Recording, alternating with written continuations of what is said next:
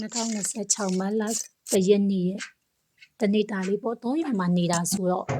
အိမ်ကျက်နဲ့စီပီချက်နဲ့မတူဘူး3 ရွာလေးတွေကကြတော့အိမ်ကျက်ကလေးကဈေးချိုတယ်2 ပေါင်ခွဲဈေးပဲစီပီချက်တွေကကြတော့3 ပေါင်ကျော်တယ်ဒီမျိုးမျိုးလေးတွေအတွက်ထူးခြားချက်ပေါ့ဒါပေမဲ့တချို့ကြလဲစီပီချက်ကိုကြိုက်ကြတယ်ကိုရီကတော့အားလည်းရှိတယ်ရတာလည်းဖြစ်တယ်အိမ်ကျက်ကိုပဲသဘောကျတယ်အတဲအမြင့်တွေလည်းနည်းနည်းလေးပါတယ်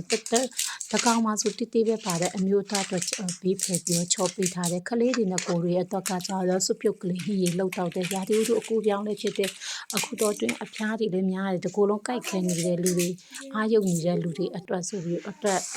လည်းတင့်တော်တယ်ပြီးတော့ကိုရီမိသားစုခန္ဓာကိုယ်မှာလေငါအားရှိရင်ဘာဖျားဖို့မှမဝင်ဘူးအဲ့လိုဖြစ်တဲ့အတွက်ကြောင့်တခါတလေအမြဲတမ်းလှုပ်တော့ဖြစ်တယ်ခလေးတွေလည်းအားရှိတယ်အဲ့ဒါလေးနဲ့သမင်းလေးရေလေးနဲ့ဆိုရင်သူတို့တွေအဝင်လဲချောင်းနေပေါ့လေချောင်းလေးရှင်းနေပေါ့